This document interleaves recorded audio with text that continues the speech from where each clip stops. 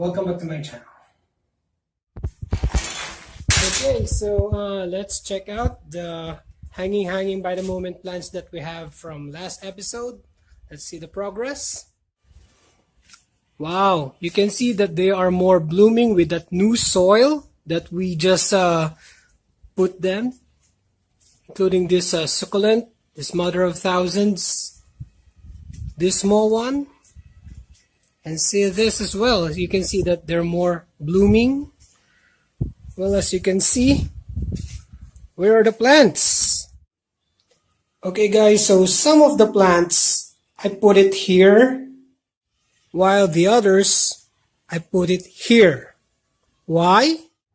Simple guys, it is because it's already summer and this part of the house is facing eastwards, where most of my plants are getting 100% of the heat, which is gonna fry them in the process. Well, some of my plants can withstand direct sunlight, just like my hanging by the moment plants. This one, before when I was putting them there on that part, they're just green. But when I tried hanging them and they are more exposed to sunlight, the tips became pink, including this mother of thousands. Let's focus. You can see that there's a bit of pinkish underneath. These plants actually are made, or they grew in direct sunlight, which I think it's better so they can stay in that position, hanging with a bit of a shade, including this one, my variegated giant taro. This distinct alocasia elephant ear, if you let them live in a shaded area, they are just going to produce green leaves. But if you let them live on a more direct sunlight or a shaded area where they still get a huge amount or an ample amount of sunlight, they will produce leaves with white. Okay guys, so going back to the plants that I put on shade, you can see this 5 fingers, and then the plant that I haven't searched yet, what's its name, whatever. Okay, some of the plants here, the dumb canes, my cuculata, actually the remaining of my cuculatas, here they are. Because they got fried in the sun, that's why they turned small. Some of them, they have dry leaves, I just eliminated them. And here are some of my seedlings that just grew up. These are pseudo-sanderianas. You can see I have 1, 2, 3, 4, 5, 6, 7, 8.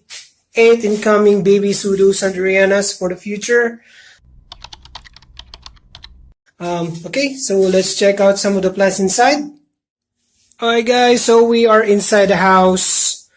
And these are the plants that I put inside so they can have an ample amount of shade during morning. You can see my snake plant, the small snake plant that before they were underwater propagated, but I just decided to put them directly on the soil as well. This one right here, it got burned in the sun. This is actually an alocasia green velvet, but it burned in the sun. The leaves got fried, and right now it's recovering. You can see there's a small shoot, hoping that this one will recover soon. I got some photos. And the mother plant of my harlequins. Going back to the plants that need some shade here on the outside, these are the harlequins, the remaining harlequins. You can see that they're already blooming. They're more in better shape right now. This is the red lipstick that I featured on my last episode. You can see the 4-in-1 shoots. This is an alocasia frydek. This is the common type of elephant ear. Soon it's gonna be a giant soon. My aloe vera. This is my pseudo-sanderiana, which is the original tongue, to be specific. And, of course, the one that really hates direct sunlight, my peace lily. this is its new location because back there, even inside the garage during the morning sun, it's too hot and its leaves, even in shade, go oink. Because the morning sun, if you would compare that to an afternoon sun or sunset, the morning sun is more hotter, even there's a bit of a shade compared to sunset. During sunset, even the light goes here. It wasn't as hot as the morning sun. So that's the adjustments that I need to make for my plants to survive, or they'll get fried.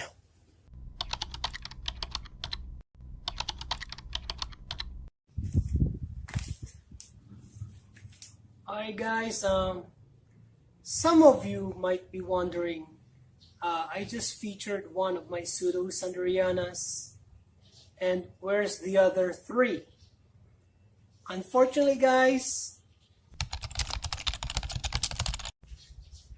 they've been colonized by spider mites. Alright guys, let me tell you how spider mites visit and colonize your plants, especially this kind of plants. They love alocasias.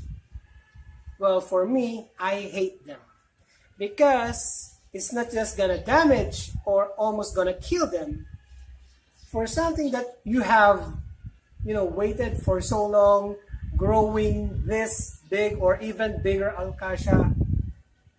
If you're going to deal with spider mites, you're going to cut them, because once they colonize these leaves, which I featured in my other video with my anti-spider mite solution, once they colonize this, it's good as dead. There's no going back. You need to cut them. And not one, not two, but three of my pseudo Sanderianas, they're done. I need to cut all the leaves and start all over again for them to survive. I'm gonna show you. Alright guys, so this is what's left of the first two.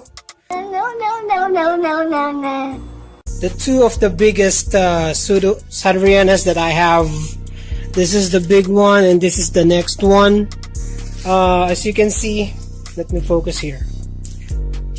Before, this is a big pseudo Sanderianas with a lot of stems, right? And then I just leave one which has a surviving lump on the back side so it can survive. Even this one, I cut it. So this new leaf that they just produce, this is healthy.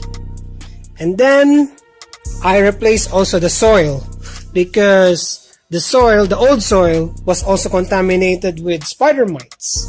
So to renew everything, I cut them, I spray them with my anti-spider mite solution, resoil them on a new pot, and I sprayed also the new pot with anti-spider mite solution. So this is what's left of my pseudo Sanderianas that you always see on my other videos, that they're big. Actually, they should be as big as my variegated Giantara as of now, but I have no choice. That's what's left. Alright guys, let me explain how spider mites visit your plants and they totally destroy everything. It's because of the abnormal weather, especially during summer. Just beware that alocasias, they live in a very humid environment, like underneath a tree or somewhere which has high humidity, because they're called tubers, or they got a lot of water inside. That's why they require high humidity, not just the soil but the air as well. And here in the metro, just to be specific, because this might not apply to you, some of you guys are living in the province, which even in direct sunlight, the area is high in humidity. The air is cold. That's why most of these plants can survive in direct sunlight, even well exposed. Here in the metro, guys, especially in my environment, especially in my house, which is the poolside, and all four corners of my area is surrounded by walls. The only part that most of the air can go is on top. How the spider mites visit your plants is abnormal weather.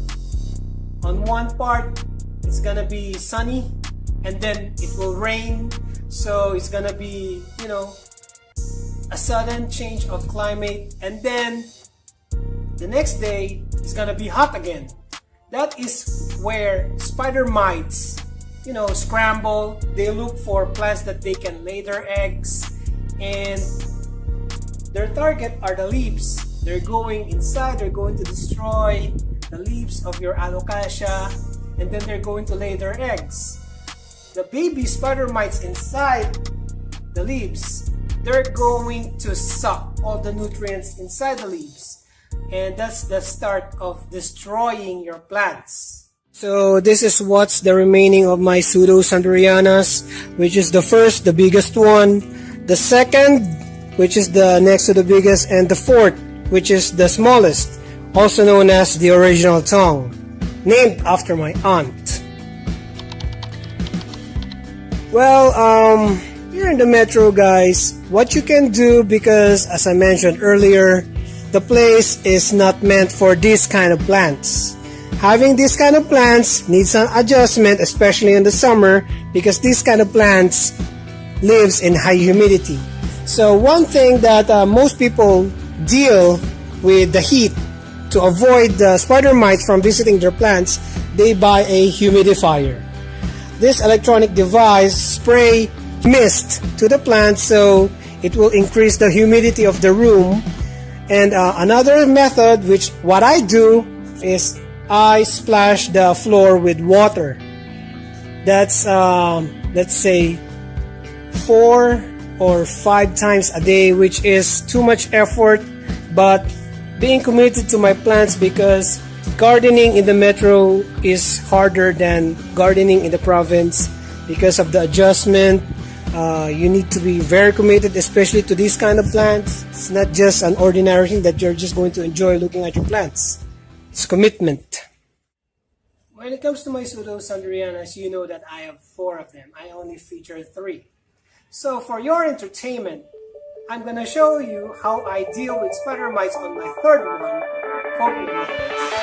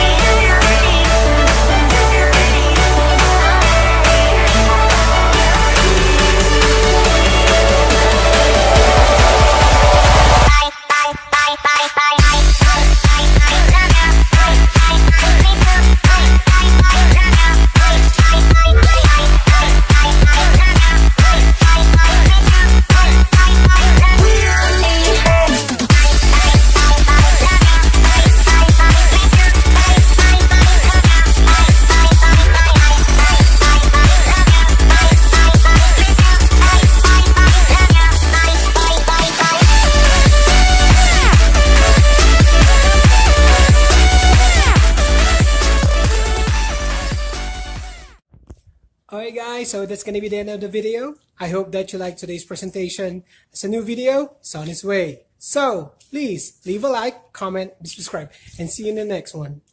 The next day. Okay, so we are welcoming the new leaf. Wow! Oh, this is a second half moon. Wow, side by side in tandem. What a beautiful sight to see. What? Oh no. Oh no. No. I may have prepared myself for the leaf suckers, such as spider mites. This time, it's the leaf chewers who are attacking my plants, which are caterpillars. And this means war.